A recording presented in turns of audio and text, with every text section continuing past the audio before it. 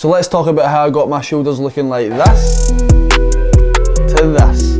So in this video I'm going to be sharing my top 3 exercises to growing your shoulders. I've been training for years, but there's a few specific exercises I've nailed to make sure I build the muscle in my shoulders. Before you watch this as well, this is my opinion, so it's not like a fact these are the best.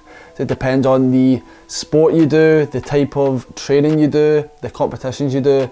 In terms of me, I'm more bodybuilding, so that's the reason why I'm focused on the best exercise for building muscle. And before we dive in as well, if you've not seen the last two, the legs and the back, make sure you check out this series where I go over the top 3 exercises for each muscle group. Quickly talking about the shoulders, there are 3 delts, the front delt, the lateral delt and the rear delt.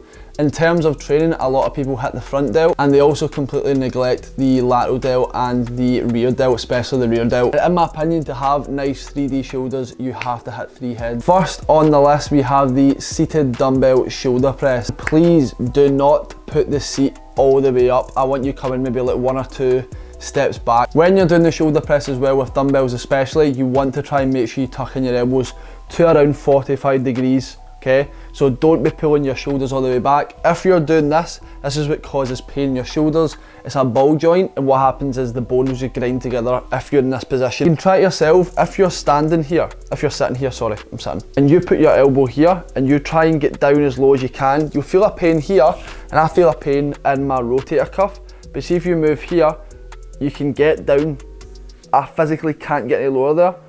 If I move it forward a little bit, that's when you can. So you need to just find your little sweet spot, and this will allow you to work in the scapular plane. So that's when you can see me in the video, and this is the reason why my bench is further back and allows me to tuck in my elbows and really focus on that front delt. Yes, you'll get upper chest work in this one because we're further back, and in my opinion it's safer, it's healthier, and you'll end up growing the muscle a lot more. If you can try and work the full range of motion, then that's obviously going to be more beneficial. In terms of trying to build a muscle, that's when you need to overload the muscle. So I do maybe like 2, maximum 3 sets in this one, as this really does tire me out for the rest of the session. So in my opinion, get yourself a nice little warm up and then try and push yourself in this exercise. In terms of the startup as well, you make sure the 2 dumbbells have been lifted off the floor in a nice and safe manner. When you're placing them on your knees, try and get yourself focused, breathing, try and get your grip sorted as well before actually lifting up. Just kick, and then get in position, tighten up the core, big deep breath in,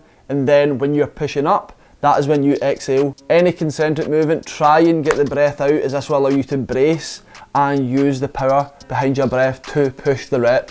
Your breath work should indicate the rep. Then when you're bringing the weights down, make sure you put them back on your knees and kick yourself up. Next to the barbell and the Smith machine, the only reason I don't prefer it is because my elbows have to be further out, and in terms of the hypertrophy of your shoulders, you're trying to get the biggest range of motion, and that's the reason for the dumbbells.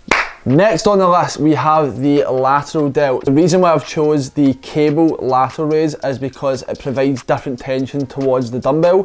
The dumbbell has a strength profile of the hardest at the top basically, so when you're doing your lateral raises in a dumbbell variation, it's going to be very difficult at the top. When you're doing the cable lateral raises, is the one I much prefer, is it will be harder at the start and the mid-range. I'm not saying any other variation is bad, I just prefer the cables as it allows me to stay in the scapular plane, come at that 45-degree angle in front of the body, and allows me to avoid shrugging or jerking up, as it's such a smooth machine. The only thing I would say is the wider cable stacks are a lot harder to do in this one. You might need to do like a single arm. Another reason I like this one as well is you can push yourself to failure more instead of really struggling with swinging or struggling with the grip in terms of the dumbbells, because sometimes it gets to the stage where it's more like my wrists. Whereas you're holding on to the cables and you're using the correct form, your lateral delts will be the thing that conks out. Right, we have the rear delt cable fly or row, depending on the way you want to do it. The way I like to do this is single arm or double. The reason why I'm saying single arm is because I know my left side is stronger than my right.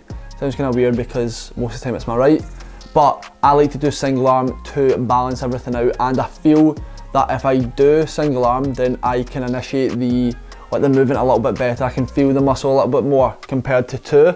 where it takes a lot of mind to muscle connection to get both. You could use other exercises like the pec deck fly, but the only thing I would say is you can't fully shorten the muscle, which will provide a limited factor of how much it actually grows. You want to try and stick the same direction as the muscle fibers, which is like 45 degrees of your upper arm. And by using the cable stack as well, it allows you to safely execute the exercise. You could do stuff with dumbbells, yes, but I like using cables. Cables allows you to safely execute an exercise and take it to failure. What I will quickly say is, if you try and retract your scapula when you're doing this movement, you'll end up getting a lot of upper back. Keep your back neutral or protracted, which will allow you to work the rear delt. It really is up to you if you want to do both arms together or just do like a unilateral movement. I do want to include a bonus exercise, a little bit of a special mention to the cable Y raises.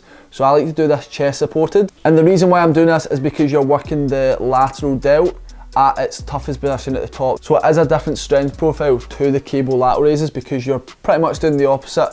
You're getting the 90-degree angle of your upper arm at the top. This exercise does humble me.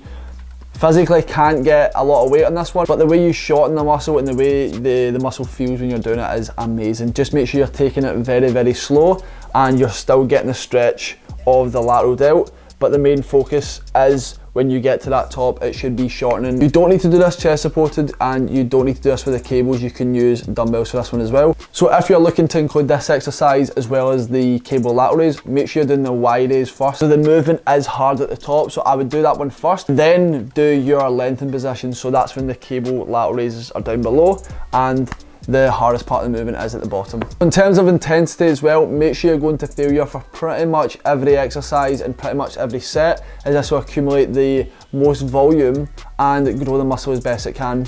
Next thing, make sure you are eating correctly, so eating the correct calories and macros. So if your goal is to build muscle, make sure you're on a slight surplus or maintenance and eating enough protein. How many times a week should you do these exercises? Everyone is different, but I include these in my push day and I will include them in my upper day. So when you talk about sets, try and do maybe like 15. Remember, more volume does not necessarily more gains. It just sometimes means that you're not resting enough, and rest is very important. You might be asking what weight will you use for each exercise. In terms of the dumbbell seated shoulder press, try and go as heavy as you can and stick between like the 6 to 8 rep range, maybe even 10. And in terms of the other exercises, try and get the volume a little bit more. So that's talking between like the 12, the 20 rep range. And just adjust the weight accordingly and try and reach failure on the top reps. So shoulder press 8, the lateral raise about 15. This is where you should try and end the set, so you physically can't do any more. If you enjoyed the video like this, remember to drop the video a like. If you're not subscribed to the channel, please hit the subscribe button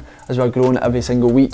And hit the alarm bell as this will notify you when I've uploaded a new video, and it could be one like this. If you're interested in some online coaching, remember at the bottom in the description there is an application form. Hit that, or you can head over to my website, which will be on the screen and it will be in the description too. And before this video ends, I'll put my socials at the bottom if you want to go and check out what I do every single day. And yeah people, stay safe, stay positive, stay grateful, and I will see you in the next one.